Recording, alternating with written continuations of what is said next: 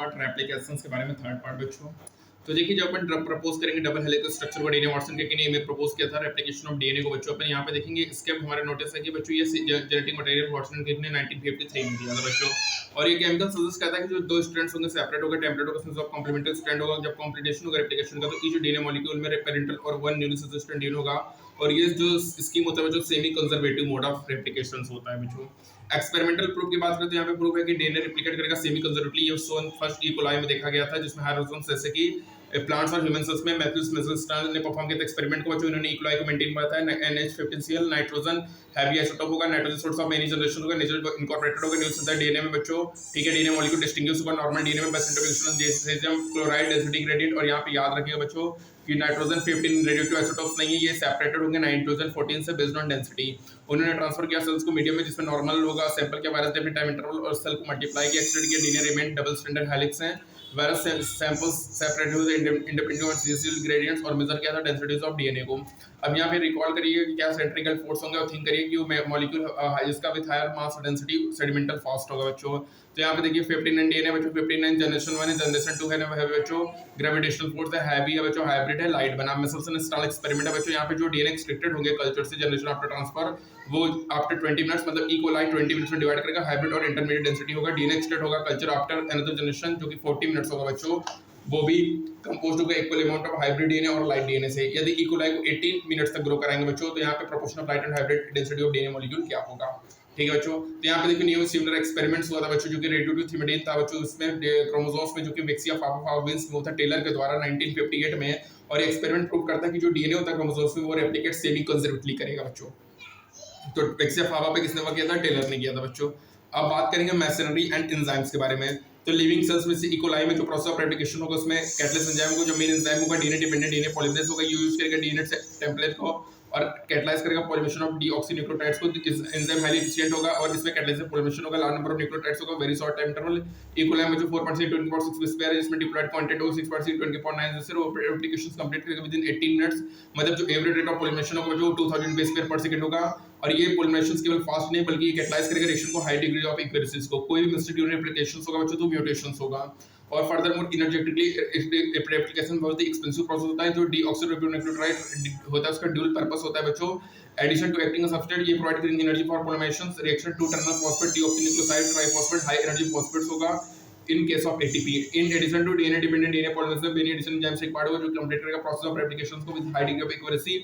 Long DNA molecule में जो उससे दो डीएनए स्ट्रैंड होगा डीएनए को सेपरेट नहीं होगा इंटर लेंथ में। जो रेप्लिकेशन होगा स्मॉल ओपनिंग ऑफ जो जिसको अपन रेप्लिकेशन फॉर्क कहेंगे। DNA dependent DNA polymerase catalyse करेगा पॉलीमरेशन को only one direction that is 5:3' और ये क्रिएट करेगा कुछ additional complications at the replication for. जो वन स्ट्रैंड होगा उसमें टेम्पलेट होगा पोलैरिटी 3:5' कंटीन्यूअस होगा और जिसमें 5:3' होगा वो डिसकंटीन्यूअस होगा। जो डिसकंटीन्यूअस होगा बच्चों ज्वाइन होगा डीएनए लाइगेज से।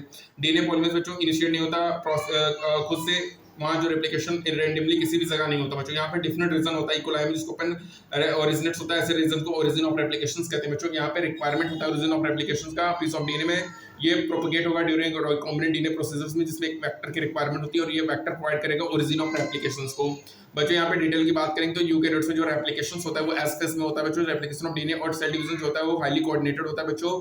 कोई भी फेलियर होगा सेल डिवीजन में आफ्टर डीएनए रेप्लिकेशन तो उसमें पॉलीप्लॉइडी होगा, क्रोमोसोमल एनामोली होगा जिसके बारे में आप डिटेल स्टडी करेंगे। Nature of origin and process को अकरिंग करेंगे हायर क्लासेस में बच्चों। तो बच्चों याद रखिएगा कोई भी फेलियर होगा सेल डिवीजन में आफ्टर डीएनए रेप्लिकेशन तो उसमें पॉलीप्लॉइडी होगा बच्चों। और यूकैरियोट्स में रेप्लिकेशन जो होता है डीएनए का एस फेज में होगा बच्चों। वेक्टर प्रोवाइड करेगा ओरिजिन ऑफ रेप्लिकेशन बच्चों। यहाँ पे मेन एंजाइम कौन है? डीएनए डिपेंडेंट डीएनए पॉलीमरेज है बच्चों। और बच्चों यहाँ पे जो पोलैरिटी होगा 3:5' वो कंटीन्यूअस होगा, 5:3' डिसकंटीन्यूअस होगा बच्चों। ठीक है, main enzyme DNA dependent DNA polymerase होगा। ई कोलाई में 4.6 × 10⁶ बेस पेयर होगा, डिप्लॉयड कंटेंट में 6.6 × 10⁹ बेस पेयर होगा बच्चों। और एवरेज रेट ऑफ पॉलीमरेशन कितना होगा? 2000 बेस पेयर पर सेकंड होगा बच्चों। ठीक है, और आई होगा बच्चों। और जो डीएनए जॉइंट होता है वो डीएनए लाइगेज की मदद से होगा बच्चों। ठीक है, 3:5 से कंटीन्यूअस है बच्चों, 5:3 डिसकंटीन्यूअस है बच्चों। वेक्टर प्रोवाइड करेगा ओरिजिन ऑफ रेप्लिकेशंस को बच्चों। डीएनए होता है S phase of cell cycle में, failure of cell division after DNA replication होगा जिसमें पॉलीप्लॉइडी होगा, क्रोमोसोमल एनामोली होगा बच्चों। टेम्पलेट डीएनए पैरेंटल स्ट्रैंड से डिसकंटीन्यूअस सिंथेसिस है बच्चों। यहाँ पे कंटीन्यूअस सिंथेसिस है। ठीक है बच्चों, डिसकंटीन्यूअस है मतलब 3:5 है बच्चों और कंटीन्यूअस है मतलब 3:5 है बच्चों। तो प्रोसेस ऑफ रेप्लिकेशन जो होता है विद इन 18 मिनट्स होता है बच्चों। ई कोलाई कितने मिनट में डिवाइड करेगा? 20 मिनट्स में डिवाइड करेगा बच्चों। ठीक है, तो ये हमारा बात हुआ बच्चों रेप्लिकेशंस के बारे में। अब स्टार्ट करेंगे हमारा process next part that is transcriptions के बारे में। तो process the copying genetic information को from one strand of the DNA into RNA, इसको ट्रांसक्रिप्शन कहते हैं बच्चों। यहाँ पे प्रिंसिपल ऑफ कॉम्प्लीमेंट्री गवर्न करेगा प्रोसेस ऑफ ट्रांसक्रिप्शन को, और कॉम्प्लीमेंट होगा, बेस पेयर होगा, यूरासिल स्ट्रैंड ऑफ थायमीन बच्चों। यहाँ पे प्रोसेस ऑफ रेप्लिकेशन जिसमें 2 डीएनए डुप्लीकेट होते हैं बच्चों। ट्रांसक्रिप्शन में केवल एक सेगमेंट ऑफ डीएनए कॉपीड होता है आरएनए में। ये डिफाइन करेगा बाउंड्रीज में, जो कि डिमिक्रेट करेगा रीजंस को, स्ट्रैंड ऑफ डीएनए ट्रांसक्राइब्ड होगा बच्चों। याद रखिएगा कि ट्रांसक्रिप्शन रेप्लिकेशंस में दोनों कॉपी डीएनए में कन्वर्ट होते हैं, लेकिन यहाँ पे केवल दोनों डीएनए की एक कॉपी आरएनए में कन्वर्ट होता है। अब बच्चों क्यों दोनों कॉपी नहीं होते हैं, इसका देखिए पहला ये कारण है कि यदि दोनों स्ट्रैंड्स एक्ट करेंगे एज अ टेम्पलेट तो आरएनए के मॉलिक्यूल बनाएगा डिफरेंट सीक्वेंसेस, और यदि वो कोड करेगा प्रोटीन को तो सीक्वेंस जो अमीनो एसिड का प्रोटीन वो डिफरेंट होगा, तो one segment of DNA code करेगा 2 डिफरेंट प्रोटीन को, तो ये कॉम्प्लीमेंट हो जाएगा जेनेटिक इंफॉर्मेशन ट्रांसफर मैकेनिज्म को। दूसरा क्या बच्चों, यदि 2 आरएनए मॉलिक्यूल यदि एक साथ प्रोड्यूस हो जाएगा तो कॉम्प्लीमेंट्री हो जाएगा, और वो डबल स्ट्रैंडेड आरएनए बनाएगा जो प्रिवेंट आरएनए ट्रांसलेटेड होगा प्रोटीन में, तो ट्रांसक्रिप्शन फ्यूटल वन हो जाएगा बच्चों, मतलब प्रोटीन नहीं बन पाएगा। ट्रांसक्रिप्शन यूनिट में बच्चों यहाँ पे 3 रीजन होगा, प्रोमोटर, स्ट्रक्चरल रीजन और टर्मिनेटर होगा बच्चों, ठीक है।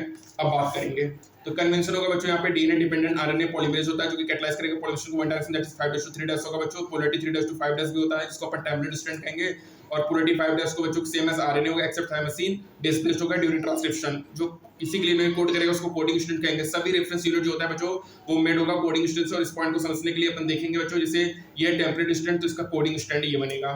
अब यहाँ पे देखो बच्चों, प्रमोटर स्ट्रक्चरल है, टर्मिनेटर है, टेम्पलेट स्ट्रैंड है, कोडिंग स्ट्रैंड है बच्चों, ठीक है। ये किसी के लिए नहीं कोड करेगा, सेंस स्ट्रैंड है, टेम्पलेट एंटी सेंस स्ट्रैंड है, प्रमोटर स्ट्रक्चर ये टर्मिनेटर है, ठीक है बच्चों।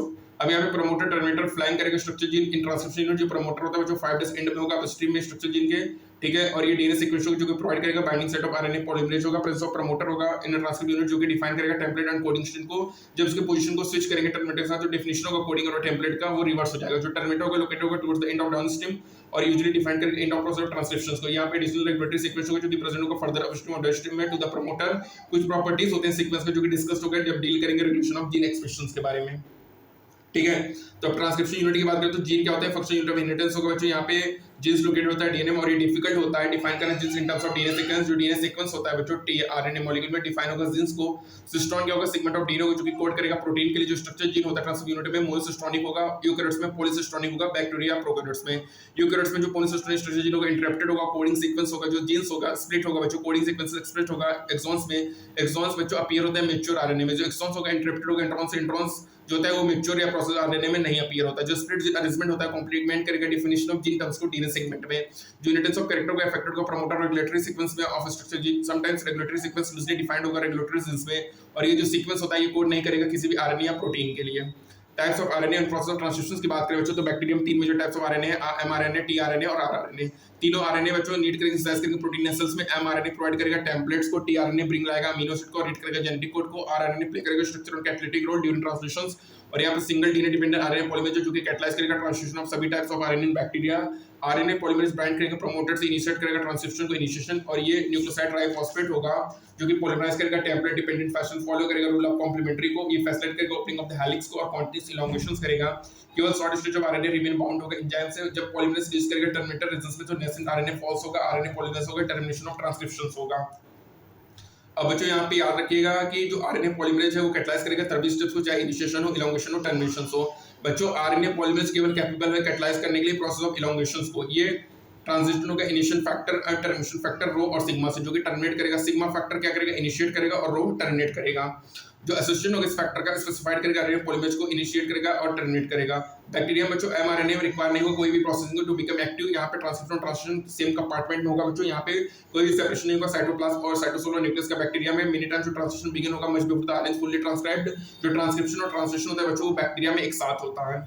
यूकैरियोट्स में जो 2 एडिशनल कॉम्प्लेक्सिटी होगा, यहाँ पे एट 3 आरएनए पॉलीमरेज होगा न्यूक्लियस में, ठीक है, जो कि पाया जाएगा ऑर्गेनल्स में। यहाँ पे clear cut division of labour होगा। जो आरएनए पॉलीमरेज फर्स्ट होगा ट्रांसक्राइब करेगा आरआरएनए को, जो कि 28, 18 और 5.8s होगा। RNA polymerase third responsible translation of tRNA 5s RNA snRNA होगा जो सेकंड होगा ट्रांसक्राइब करेगा एचएनआरएनए को।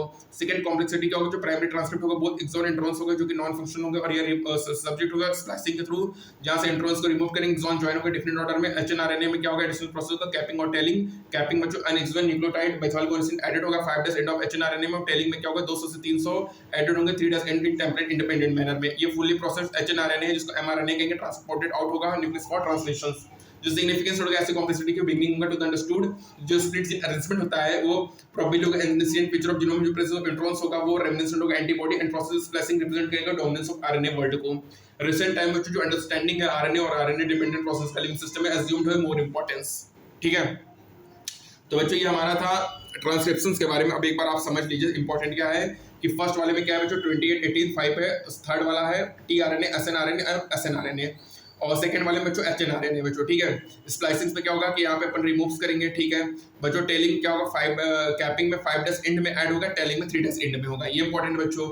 इनिशिएशन फैक्टर ट्रांसक्रिप्शन को इनिशिएट करता है, और हमारा जो सिग्मा रो फैक्टर है वो टर्मिनेट करेगा बच्चों। जो आरएनए पॉलीमरेज है वो कैपेबल होगा कैटलाइज करने के लिए प्रोसेस ऑफ इलोंगेशंस को। ये ट्रांसक्रिप्शन इन यूकैरियोट्स है बच्चों। और याद रखिएगा ट्रांसक्रिप्शन और ट्रांसलेशन कपल्ड होता है, एक साथ होता है बैक्टीरिया में। ठीक है, ये इंपॉर्टेंट हो गया बच्चों।